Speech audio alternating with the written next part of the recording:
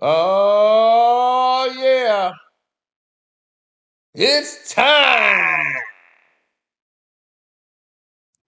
Now, we finna go into this whole murder case so that y'all will be caught up to speed and know what happened, what transpired, why it happened, the whole nine. It's crazy.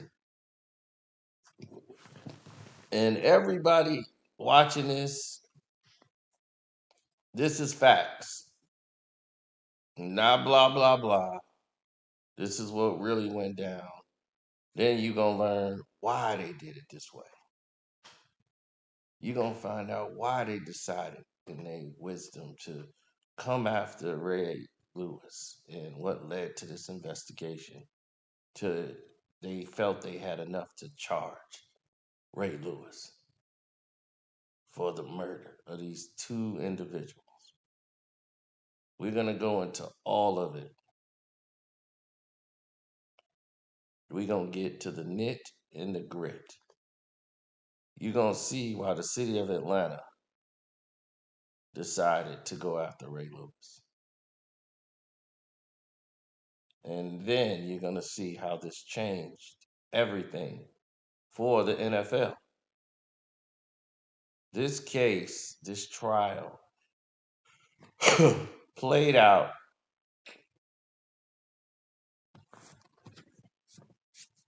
and was investigated by an overzealous political agenda.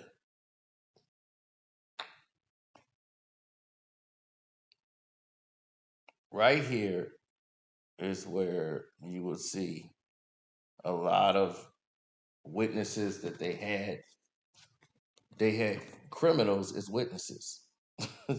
They found one witness to try to corroborate something, and he was identity theft individual. He was in jail for identity theft. So his credibility was shot. This woman here sold the knives that did the murder at the shop she worked at. And she's talking about talking to one of the guys and said, well, I know you about to do something with these knives, like murder somebody, like it was pre-organized. They never even knew it. This woman here is going over how they treated and they beat him, stabbed him, and the guy was stabbed and blood was coming and he was lifeless. And she was sad seeing that from her apartment window. So we're gonna get into all of this. So get ready. Patreon only. We only doing this shit one time, so understand that when you think about a crime scene, we think about the Ray Lewis or OJ. They're famous. Now, here's the thing.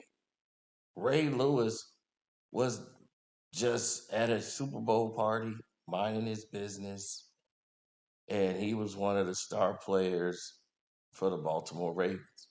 He's got two buddies with him from Miami, and they're down here in Atlanta at a Super Bowl party that they had. Now, everybody could jump to conclusions and say what they want. Now, when this night hit off, and they was at Cobalt, this is a nightclub in Atlanta. They have dancing, women, drinking. You can do what you want at Cobalt, right? It was two dudes from Akron, two criminal, badass dudes from Akron, popped their ass up in there and wanted to kick some shit off. But they was with some other group of people too. But those two were talking shit the entire fucking Super Bowl, and they were going at it with Ray Lewis's. Those two guys that came with Ray Lewis, Sweeten, and I forgot the other motherfucker name, but those two guys, they were going at it with them, shitting on them. They buying bottles and talking about, yeah, we got money. We got more money than you, nigga. You need Ray Lewis fucking money, bitch ass nigga. So Ray Lewis is just laughing and was talking to them sparingly, but saying respectful stuff like, have y'all ever played professional football? Y'all never played football. How y'all having a football conversation with people that played the game? So, how that friendly banter with them got to a place of now this is going to get crazy.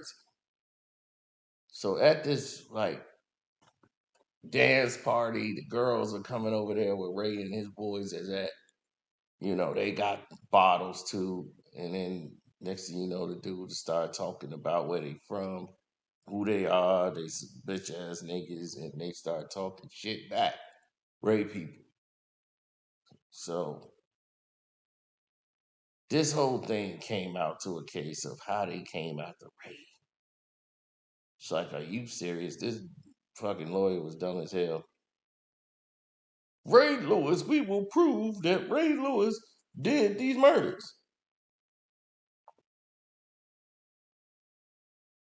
And he was the boss, and he was in there too, and they were taking turns with the knife, poking the guy. It's like, are you fucking serious? The witnesses, everything they got, nothing pointed towards Ray Lewis. Now, here's what happened. Ray Lewis was outside. They were all getting in their car. His bodyguard, he got his two boys with him in the limo driver. They're going back. A guy, one of them dudes, one of the two guys walked up behind one of his boys, smashes a champagne bottle that he took out of the club, and security from the Cobalt comes over. They smash this guy over the head, right? On his homeboy. Smashed the champagne bottle. He hit him so hard. His boy stumbled. Ray come in between that guy, the guy that smashed him upside the head. And this is crazy. Ray gets there and goes, boom, we got to make something happen. So Ray is sitting there and he's telling everybody what's going on. And this was sad. Ray won the Super Bowl that ended up winning the whole thing that year and couldn't even go to Disneyland. They had to send Troy Dilfer. That was sad to see Ray go out that way. Disney wanted nothing to do with Ray Lewis, MVP of the Super Bowl. They sent Troy Dilfer. So this hurt his brand completely. Now, we will go through what happened after his buddy got hit upside the head. Now, Ray was completely innocent. Ray is innocent. Now, I'm going to tell you about what he's guilty of. Once he did that, and he got in between his friend and that guy, Ray was, hey, wait, hold on. After his buddy got hit with the bottle, Ray got in between them. That was enough time his buddy needed to grab a knife, go around Ray, and stab this guy. His other buddy pulled out his knife as his other buddy tried to jump in and attack his other friend. His other friend pulled out a knife. They both pulled out their knives and got busy immediately on these dudes trying to jump. It was so quick and precise. Those guys stabbed the guy in his heart about 2-3 times with that sharp ass knives they just bought. And then in the side, he was stabbed about 5, 6, 7 times. The other one dropped. The other guy was stabbed multiple times. He dropped. Ray asked, tell both of them, get in the car. And then the guy said, I stabbed mine. Did you stab yours? He was like, yeah. and they got in the car, and the limo driver takes off, and somebody who was there, shot at Ray Lewis in them car. You heard like 5 shots. Bah, bah, bah, bah, bah, bah. Shot at Ray Lewis and them stretch limo as it sped off. Now, while they driving, Ray Lewis is in an all-white suit. Ray Lewis takes that white suit off, balls it all the way up.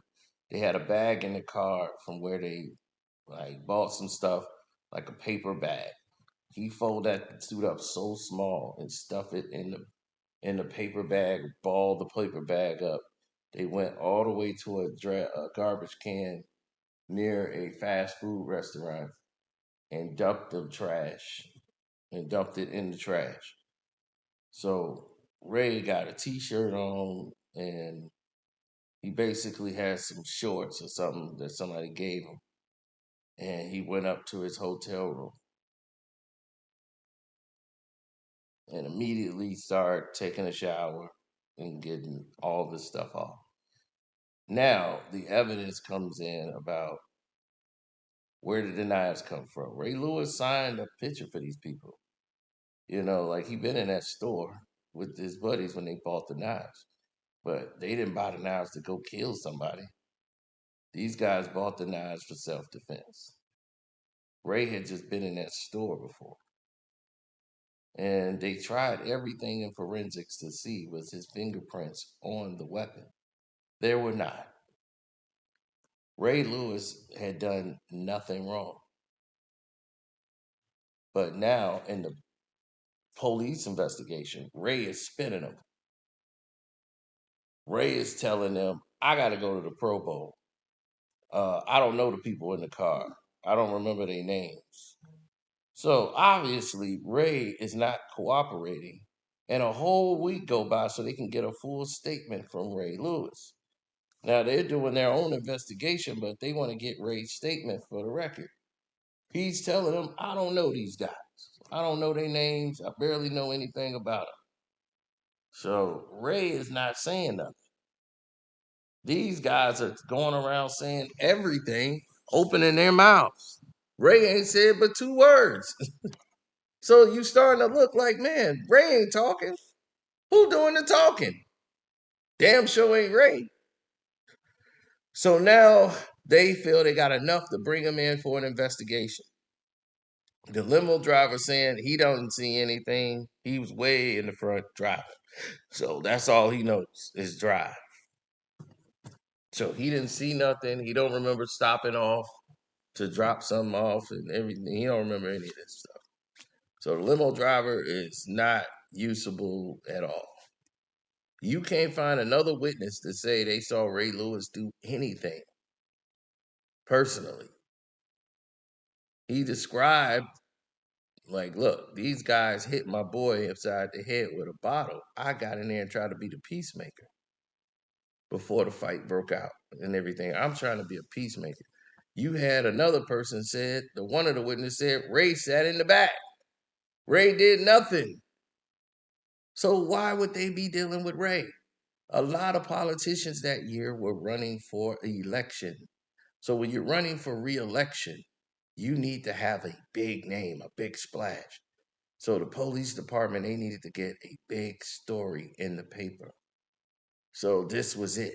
This trial had to take place because during this election, this guy wanted to be reelected, and he's not going to get reelected.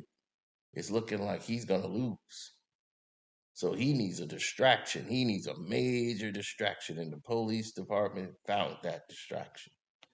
And they charged Ray Lewis. And the plan was never to get Ray to go to jail. Ray wasn't going to jail. They were not putting him in there. They know he didn't have anything to do with it. They know they had to put him through this trial. But he was never going to jail. They knew who the culprits who did it was. Now their trial was it murder or self-defense? And as Ray decided to take a conspiracy charge and not go to trial, not risk going to trial in Atlanta, took a plea deal, where he had to do probation for a year. And because he did probation for a year, Ray was allowed, to basically resume his football career. He decided that I was going to help the government, by making a statement. I was going to help them and testify against my friends. Everybody said Ray Lewis is a snitch. So they didn't like that. And all he basically did was tell the direction and basically say what happened and said, I didn't do anything. I stood there. I saw my buddies stab him, and that was it. And that didn't help him at all. It was really no help for the prosecution.